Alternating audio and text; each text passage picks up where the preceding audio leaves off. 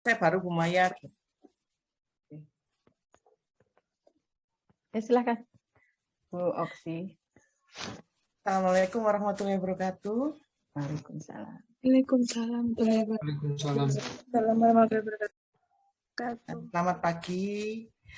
Alhamdulillah kita bisa bertemu di ruang virtual kita untuk menguatkan apa yang mungkin sudah kita ketahui banyak ya tentang gender, tapi hari ini kita akan memantapkan pengetahuan kita berkaitan dengan pengaruh utamaan gender.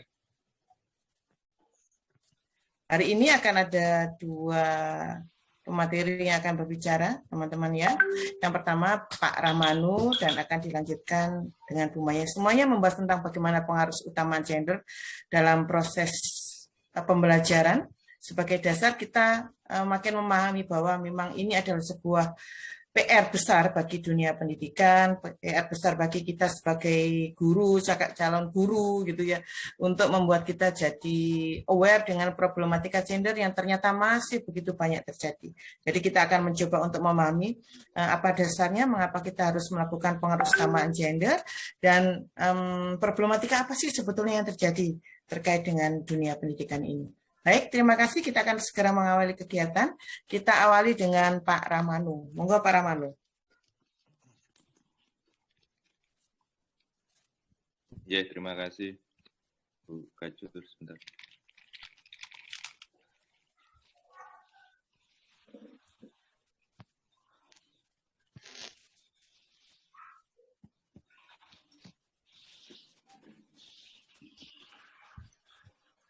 Assalamualaikum warahmatullahi wabarakatuh.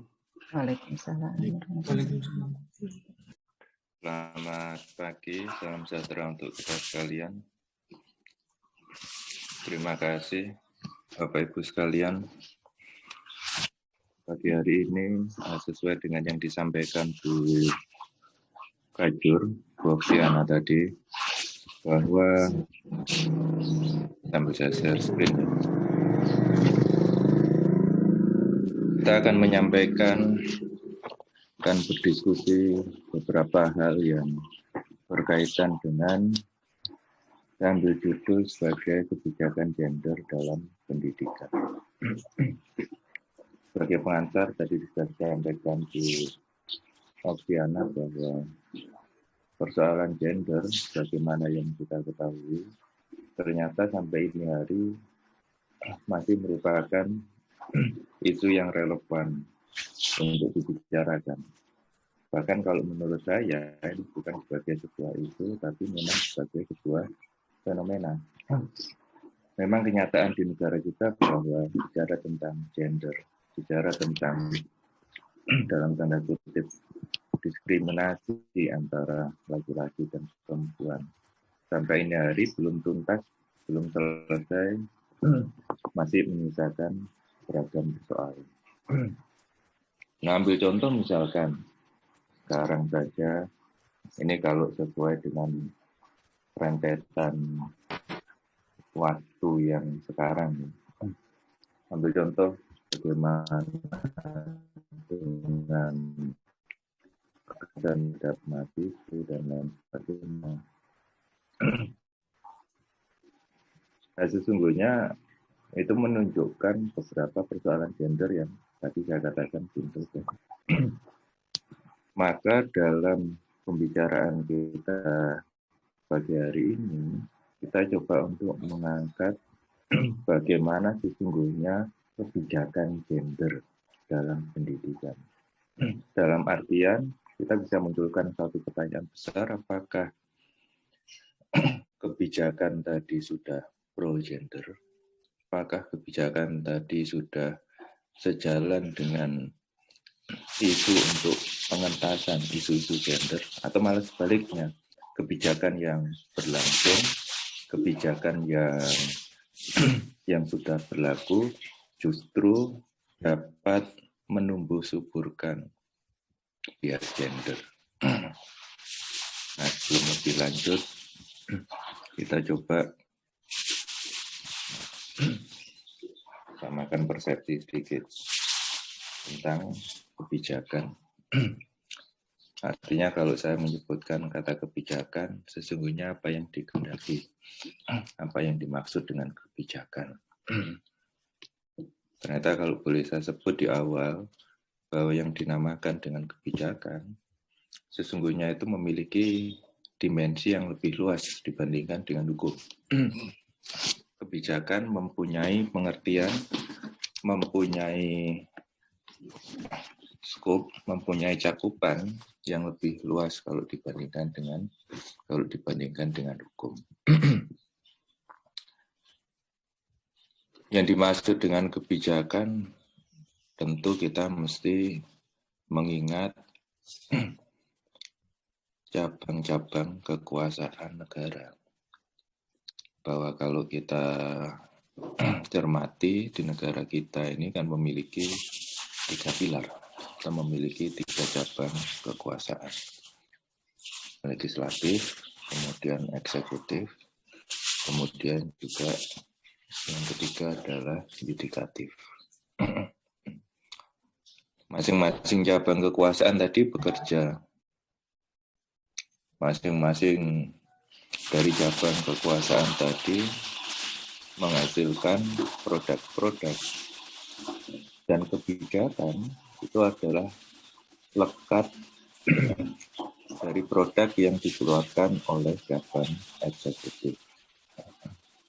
Jadi kata kebijakan sesungguhnya itu adalah berkaitan dengan produk yang dikeluarkan oleh eksekutif.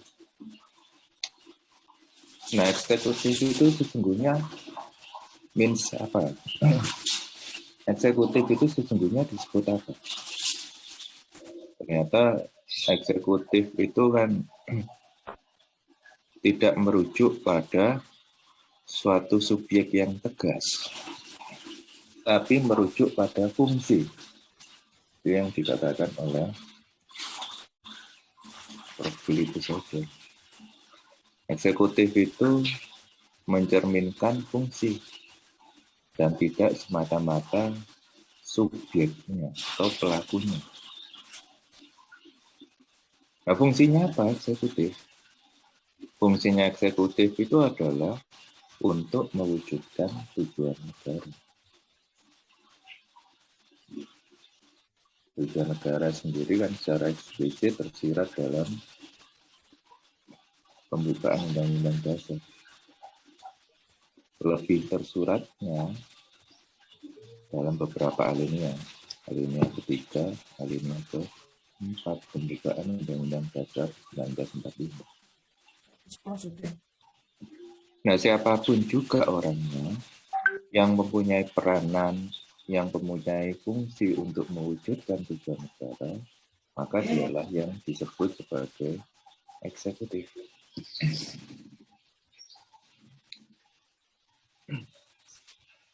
Presiden itu adalah eksekutif.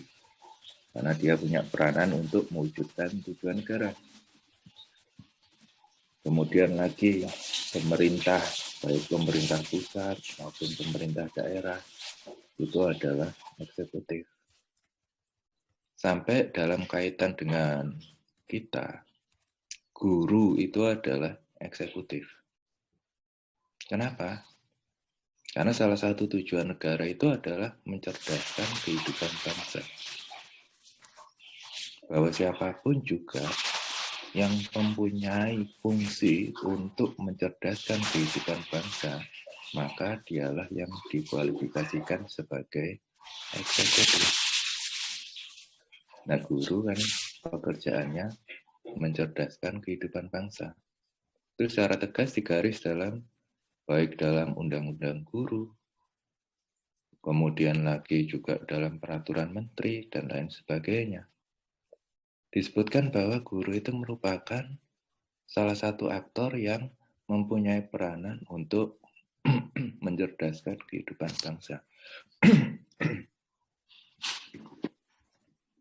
Maka guru itu adalah eksekutif. Dosen itu juga demikian. Berikut juga yang lain. Jadi tema besarnya yang mewujudkan tujuan negara, maka dialah disebut sebagai eksekutif. Nah, sebagai eksekutif, mempunyai pekerjaan-pekerjaan, mempunyai aktivitas-aktivitas. Yang menjadi pertanyaan adalah, aktivitas tadi berwujud apa? Aktivitas yang dapat dilakukan,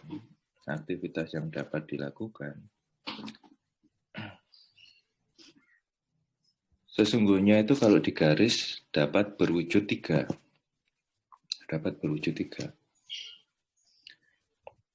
Tiga tadi, yang pertama adalah membuat suatu peraturan perundang-undangan. Kemudian yang kedua itu adalah membuat keputusan. Kemudian yang ketiga itu adalah membuat kebijakan.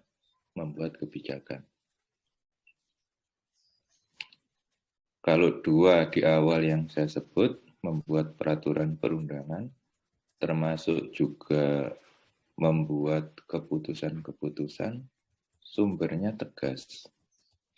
Sumbernya itu adalah hukum. Peraturan perundangan dibuat harus mendasarkan pada hukum. Demikian juga keputusan dibuat bukan karena alasan kekuasaan, tapi keputusan dibuat karena ada rujukan hukumnya. Termasuk dua tadi dapat diuji secara hukum. Oleh karenanya,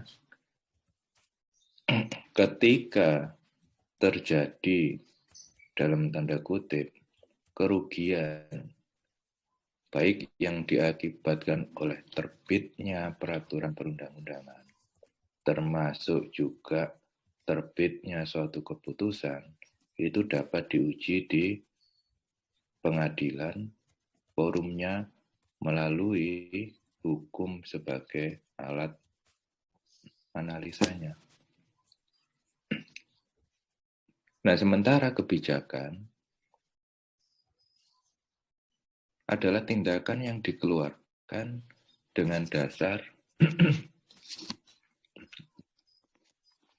yang disebut sebagai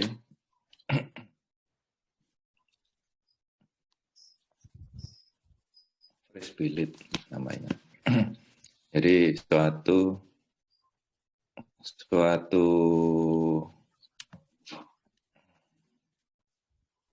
tindakan yang pada intinya dikeluarkan dengan semata-mata untuk mewujudkan tujuan negara. Itu kebijakan.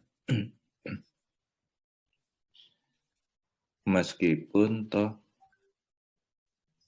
belum ada hukumnya, atau meskipun masih tidak ada aturannya.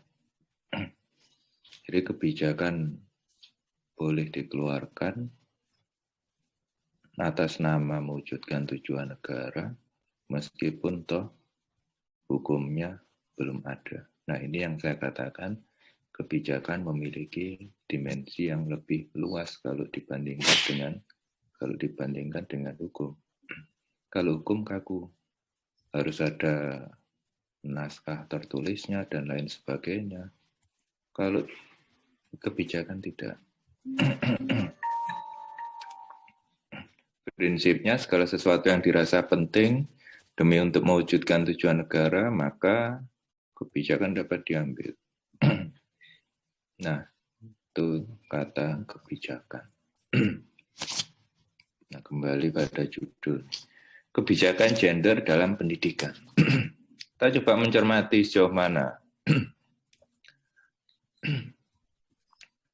kebijakan-kebijakan yang telah dikeluarkan, khususnya dalam sektor pendidikan yang berkaitan dengan tema gender.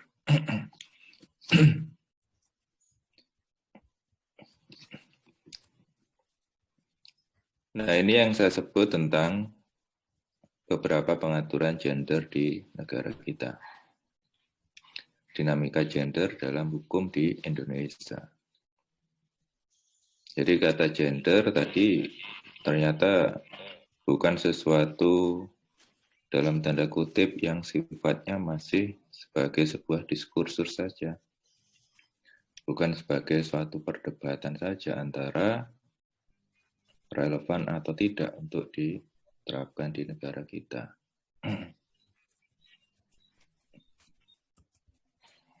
Kalau kita cermati beberapa ketentuan hukum di Indonesia, ini beberapa di antaranya adalah International Covenant on Civil and Political Rights. Di negara kita ini termasuk salah satu negara yang sudah mengadopsi konvensi internasional tentang hak sipil dan politik, di mana salah satunya memposisikan kesetaraan gender, baik dalam sektor sipil dan politik. Intinya untuk urusan memberikan hak sipil dan politik, berikanlah kepada baik laki-laki maupun perempuan secara setara. Intinya demikian yang sudah diadopsi di negara kita.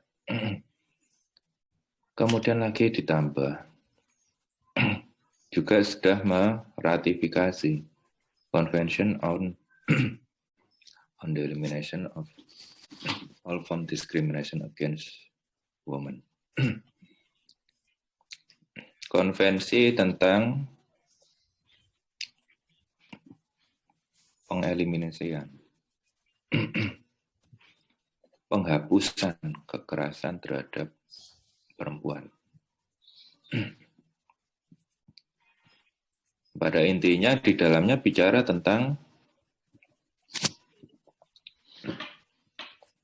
perempuan itu harus diperlakukan secara setara. Ukuran setara termasuk dalam level terendah adalah tidak didiskriminasikan. Kemudian tidak dilakukan kekerasan.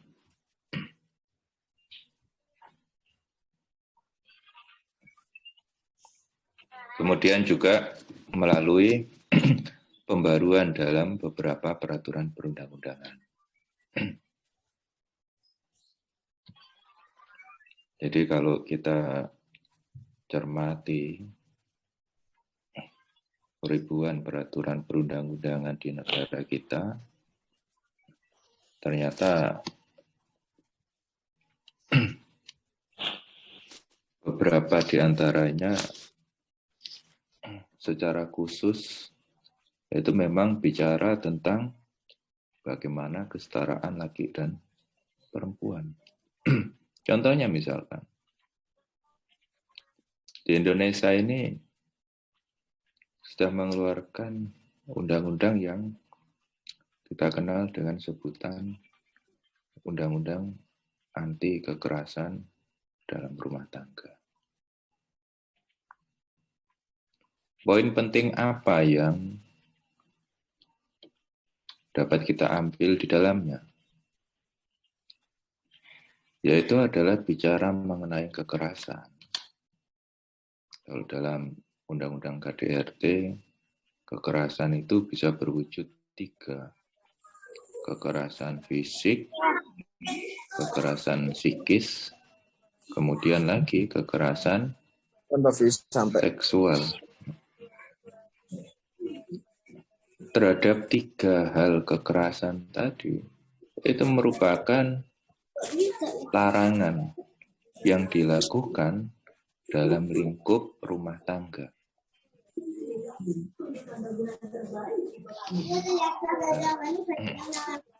Ini ada backsound ya. Saya amankan dulu.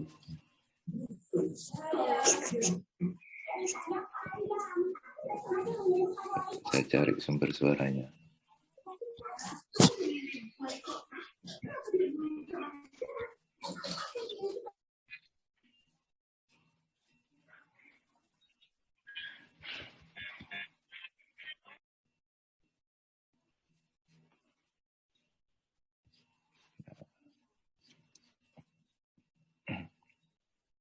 Mute all.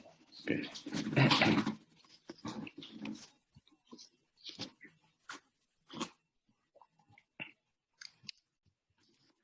Seninya kalau daring gini ya Bapak Ibu. Ada suara masuk. Kalau offline itu seninya kan kadang ada makanan yang datang. Ini ada yang suara yang datang.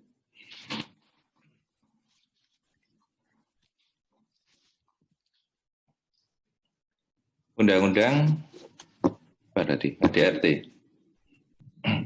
Intinya dalam memposisikan bicara tentang kekerasan itu adalah sebagai sebuah bentuk tindakan yang dilarang untuk dilakukan di sektor rumah tangga. Laki-laki melakukan kekerasan kepada wanita itu dilarang. Sebaliknya, wanita melakukan kekerasan kepada laki-laki itu dilarang. Prinsipnya kesetaraan antara laki-laki dan perempuan. Sama-sama dilarang untuk dikerasi.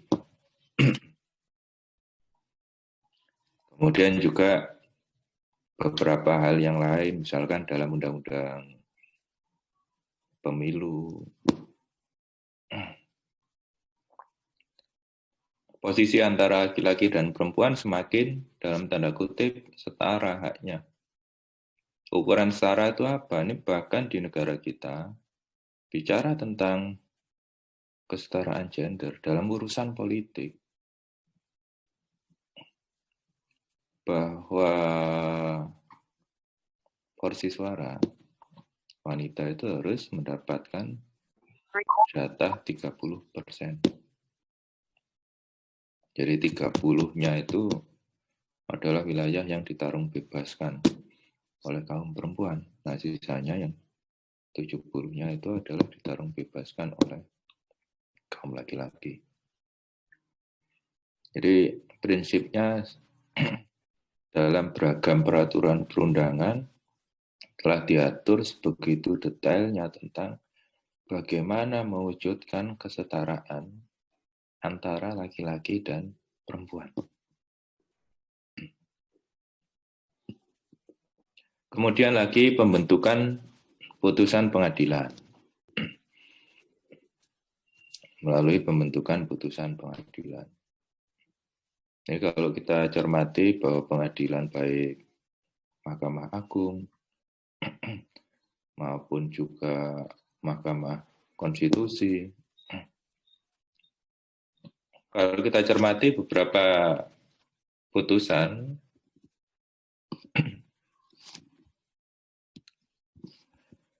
juga telah bicara tentang bagaimana setara antara laki-laki dan perempuan itu semakin kuat di negara kita. Akses yang sama, kesempatan yang sama terhadap laki-laki dan perempuan itu semakin kuat di negara kita.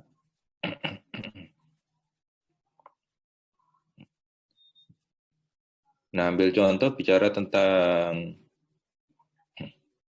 putusan pengadilan. Kita bisa cermati salah satu di antaranya itu adalah putusan yang dikeluarkan oleh Mahkamah Konstitusi. Di mana salah satu kewenangan Mahkamah Konstitusi itu adalah melakukan uji terhadap undang-undang. Uji terhadap undang-undang.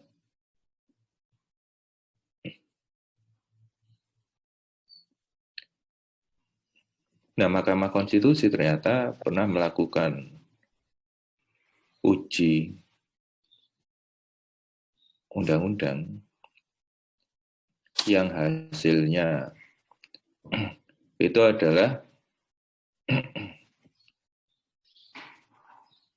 membatalkan ketentuan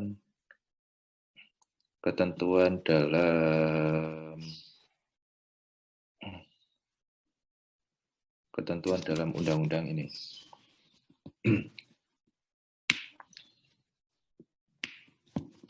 Dalam undang-undang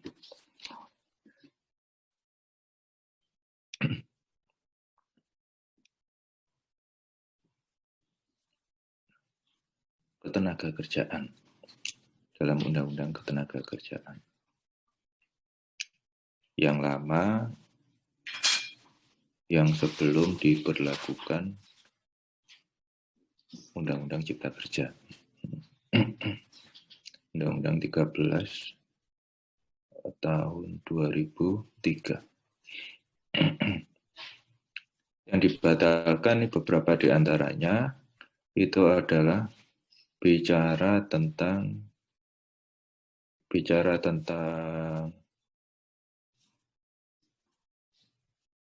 lembur,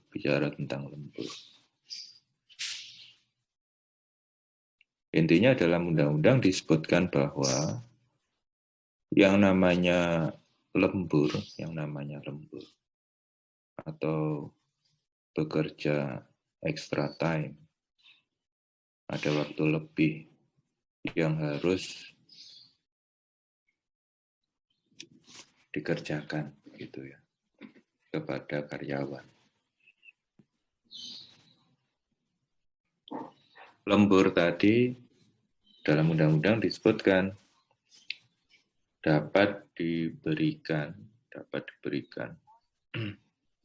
Pada intinya adalah tidak melihat kapasitas antara laki-laki dan perempuan. Laki-laki perempuan dapat dilembur gitu.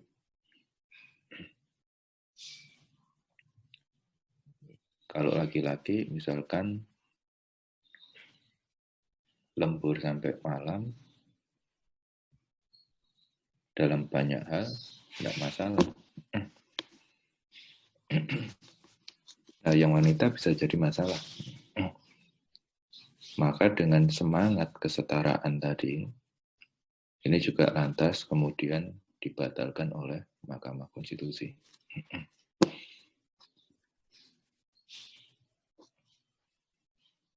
Kemudian lagi surat edaran Mahkamah Agung. Contohnya misalkan yang paling fenomenal, surat edaran Mahkamah Agung nomor 3 tahun 1963. Poinnya apa yang diatur di dalamnya? Yaitu adalah menghapuskan beberapa pasal yang dimuat dalam Kitab Undang-Undang Hukum Perdata. Nah, beberapa pasal yang dianulir itu adalah pasal tentang kecakapan bertindak. Persisnya itu dalam pasal 440 BW.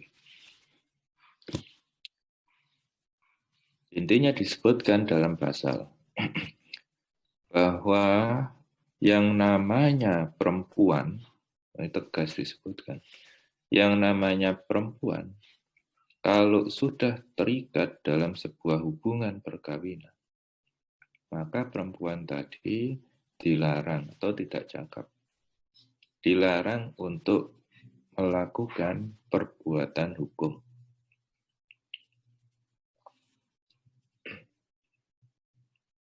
Namanya perbuatan hukum itu ya macam-macam. Jual beli, sewa menyewa, pinjam meminjam, dan lain sebagainya. Jual beli saja. Jual beli yang tidak diatur apa yang diperjualbelikan. Yang paling sederhana misalkan jual beli makanan. Itu sebagai sesuatu hal yang dilarang. Kalau mengikuti konsep Kitab Undang-Undang Hukum Perdata yang dahulu sebelum diubah. Beli makanan itu adalah dilarang kalau perempuan tadi sudah menikah. Kemudian lagi beli pakaian apalagi, beli tas apalagi, lebih dilarang. termasuk beli-beli yang lain. Dilarang. Kenapa?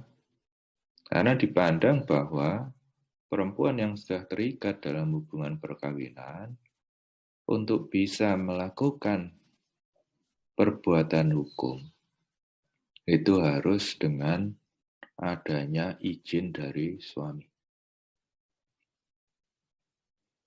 Jadi konsepnya yang bertanggung jawab terhadap perempuan manakala sudah menikah itu adalah suami, termasuk segala sesuatu perbuatan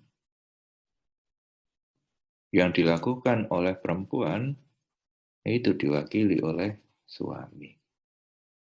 Boleh melakukan perbuatan sendiri asalkan suaminya kasih izin. Itu konsepnya dalam Kitab Undang-Undang Hukum Perdata kita yang kuno. Diubahlah dalam Surat Edaran Mahkamah Agung. Sehingga menjadi perempuan maupun laki-laki, baik yang sudah menikah atau belum, semuanya bisa untuk melakukan perbuatan hukum secara mandiri. Karena dipandang perempuan dan laki-laki punya kedudukan yang equal, punya kedudukan yang setara.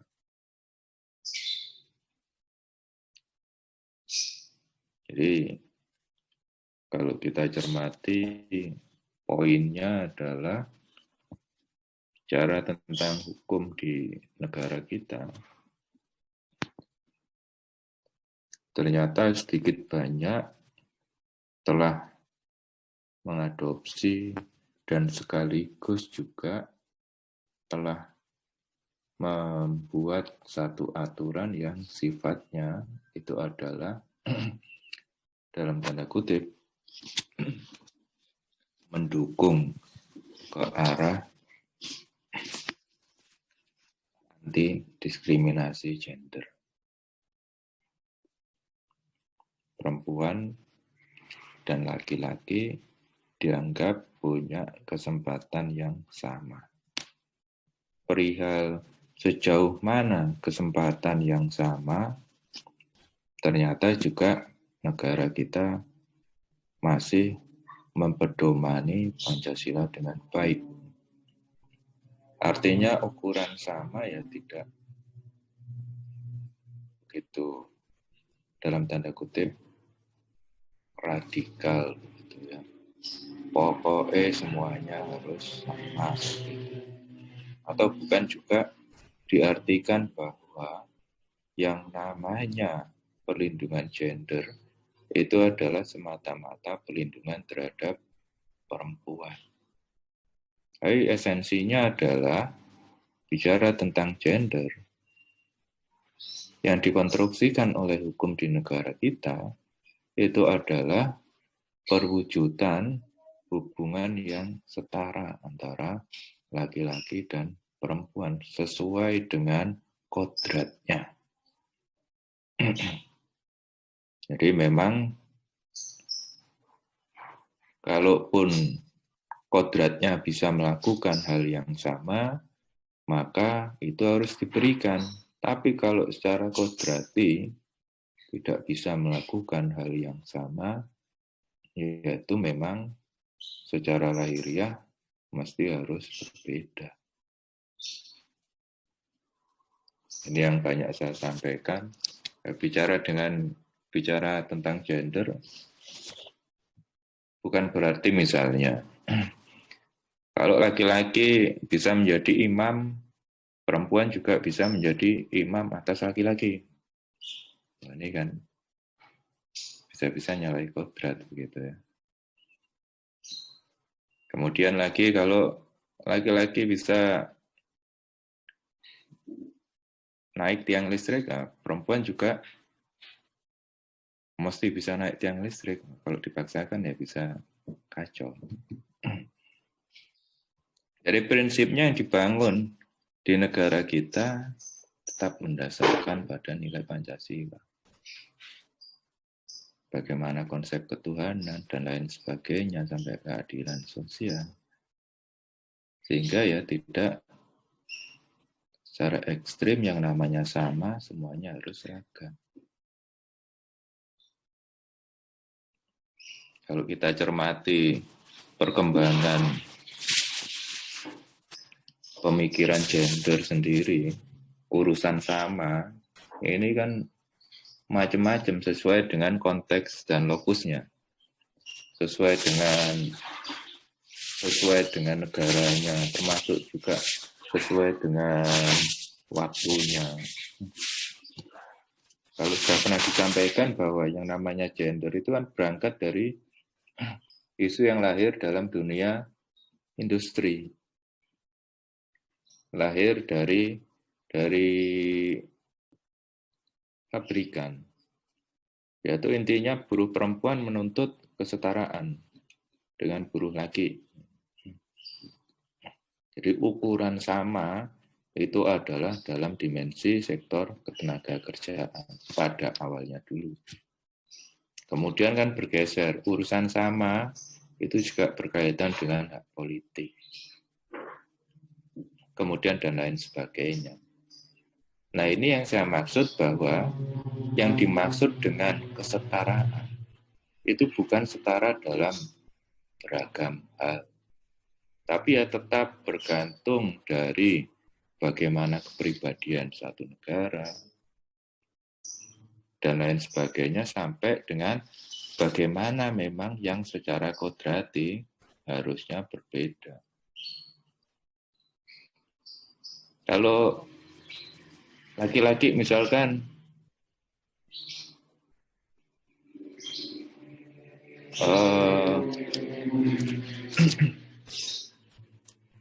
kalau laki-laki misalkan tidak hamil, perempuan juga harusnya begitu, tidak hamil. Padahal secara kodrati sudah ditentukan bukan demikian. Ini kan bisa menyalahi kodrat. Nah ini, jadi konsep hukum di negara kita bicara tentang gender, saya rasa cukup dalam tanda kutip tuntas kalau bicara tentang aturan. Termasuk juga bagaimana memposisikan bab tentang kesetaraan, ukuran-ukuran kesetaraan di negara kita juga sudah di breakdown secara jelas. Setara itu dalam bidang politik, sampai dengan tadi yang skup terkecil, saya sampaikan setara itu adalah urusan melakukan perbuatan hukum. Laki dan perempuan sama punya kesempatan.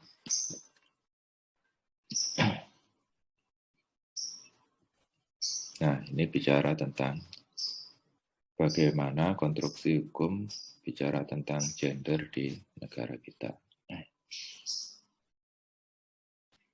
Kita buka ruang diskusi dulu ya. Silakan, ada yang berpendapat, ada yang menyampaikan pertanyaan.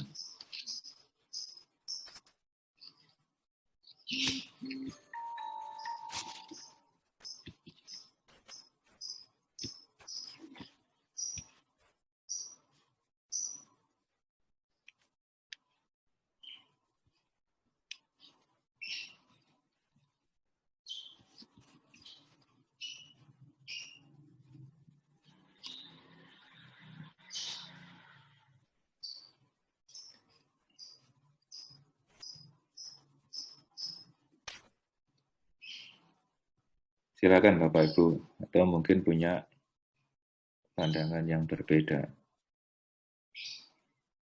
Yang saya ketahui tidak seperti ini, Pak. Atau yang saya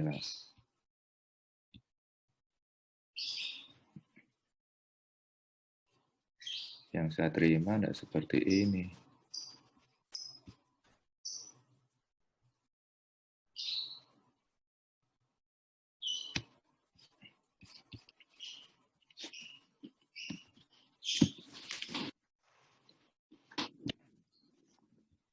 Sambil saya lanjut dulu.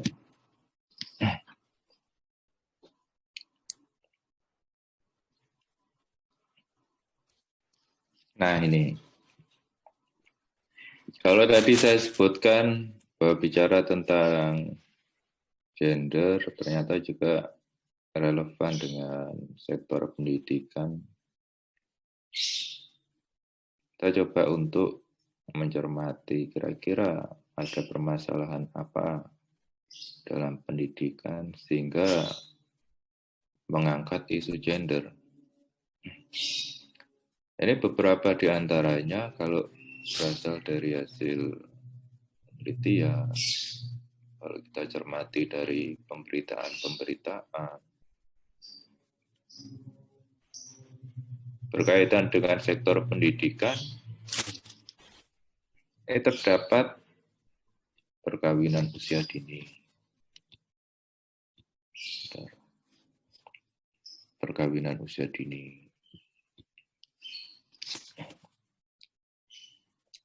Jadi dalam banyak kasus gitu ya, kalaupun dalam tanda kutip terpaksa melangsungkan perkawinan, dalam banyak hal ternyata mengorbankan pendidikan seseorang,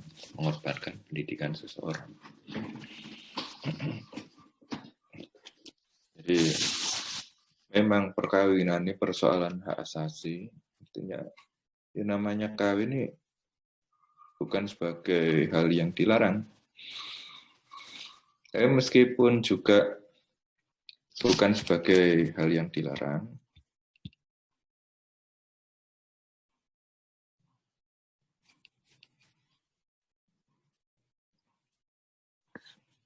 ada absennya ya Bapak Ibu.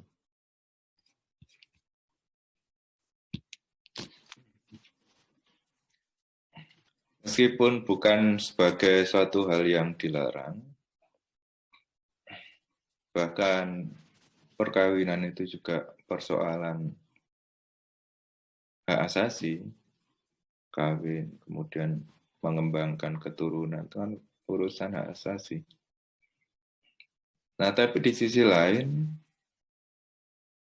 ternyata pendidikan itu juga persoalan yang lebih asasi. Pendidikan itu merupakan sesuatu yang mestinya didapat oleh setiap warga negara.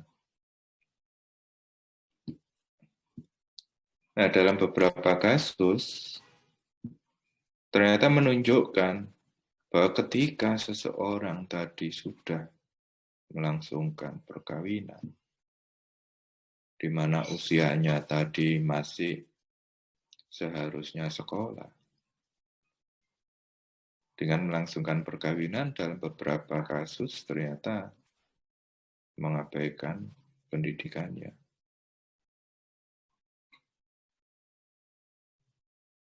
Kemudian lagi isu yang lain, tingginya buta huruf bagi perempuan. Di Malang, kalau di Jawa Timur itu. Kemudian lagi di Trenggalek dan lain sebagainya. Kalau diukur, yang lebih banyak tingkat buta hurufnya itu adalah perempuan. Ini menunjukkan kesempatan untuk sekolah dan lain sebagainya untuk memperoleh akses pendidikan. Ternyata masih belum setara. Yang perempuan, dalam tanda kutipnya, bisa jadi kesulitan untuk memperoleh akses pendidikan, yaitu ditunjukkan dengan tingginya buta huruf. Kemudian lagi kemiskinan dan kesempatan sekolah bagi perempuan.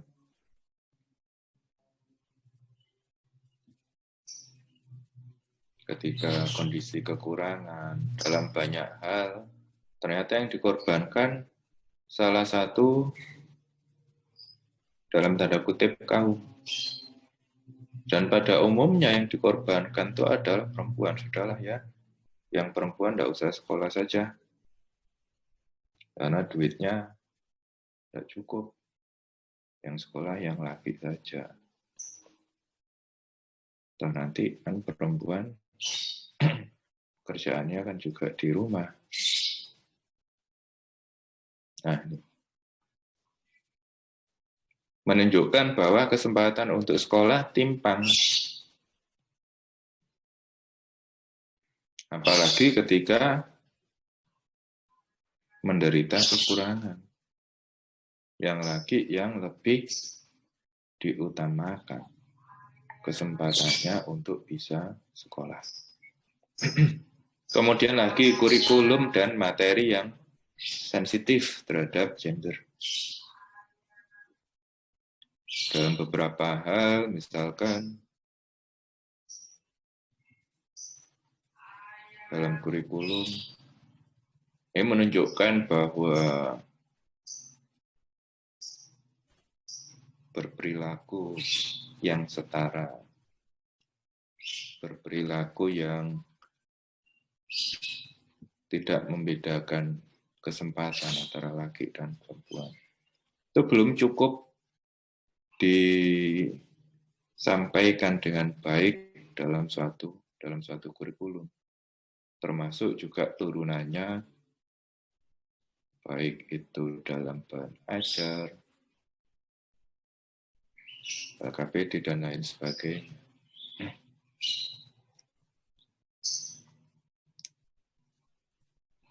Belum lagi juga tentang materi. Jadi pada intinya, bicara tentang kesetaraan gender dalam urusan kurikulum, materi pembelajaran, itu juga masih ada catatan. Kemudian lagi pembangunan sekolah atau madrasah. Tentang bagaimana akses yang sama terhadap laki-laki dan perempuan dalam beberapa sektor pembangunan ternyata masih perlu mendapat sorotan. Jadi misalkan perempuan ada kalanya butuh ruang privat. Tapi ternyata sekolah tidak menyediakan sarana itu. Kemudian juga bagaimana agar perempuan dan laki-laki kesempatannya untuk memperoleh baik itu akses sarana, termasuk juga prasarana. Kadangkala di setiap sekolah madrasah dilakukan secara timpang, dilakukan secara berbeda. Misalnya alat olahraga disediakan, porsi besarnya adalah untuk laki-laki. Dianggap yang perempuan tidak butuh olahraga. Komputer dan lain sebagainya juga demikian. Yang perempuan disediakan alat jahit menjahit. Nah, dikira yang namanya perempuan hanya urusan jahit menjahit, tidak perlu komputer. Nah ini, dalam beberapa catatan masih menunjukkan bahwa pembangunan sekolah madrasah itu masih bias gender. Kemudian lagi juga ketersediaan guru. Lagi guru perempuan dalam beberapa sekolah, dalam beberapa madrasah, beberapa di antaranya porsinya timbang. Banyak guru lagi, minim guru perempuan. Atau dibalik, banyak guru perempuan, kemudian lagi guru perempuan tidak bisa untuk mengajar mata pelajaran tertentu. Guru lagi bisa mendominasi semua mata pelajaran. olahraga itu mesti gurunya laki-laki dan lain sebagainya.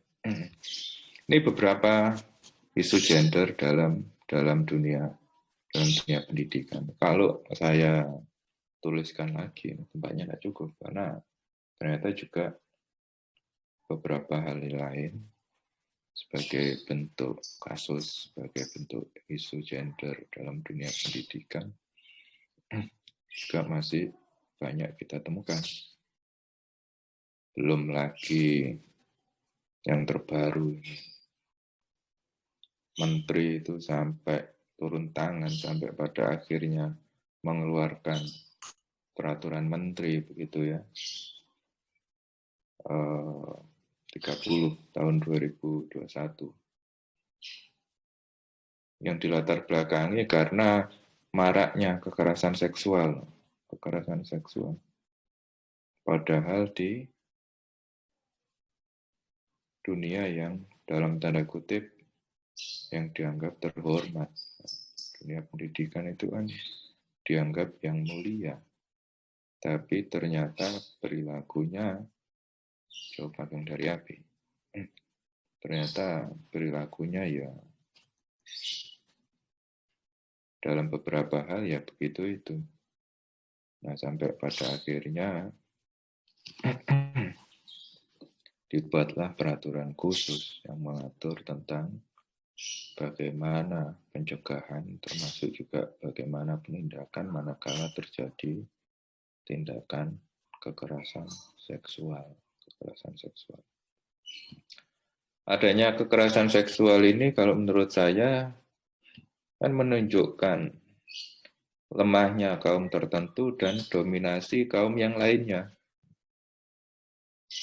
Kalau banyak terjadi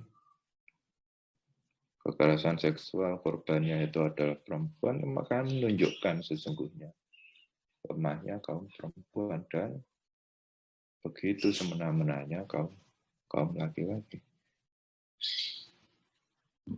Tidak memanusiakan yang perempuan. Ini yang kemudian mesti dibenahi dalam mainstream setiap peserta didik. Intinya adalah agar peserta didik punya paradigma, punya cara pandang bahwa laki dan perempuan itu harus sama-sama dihormati. Tidak lagi yang unggul, perempuan dapat disia-siakan begitu. Tapi semuanya ya harus dihormati sebagai umat manusia. Nah, itu tema besar pendidikan. Karena memang jalan dengan tujuan pendidikan nasional kita dalam undang-undang sistem pendidikan itu kan sudah digaris. Tujuan pendidikan nasional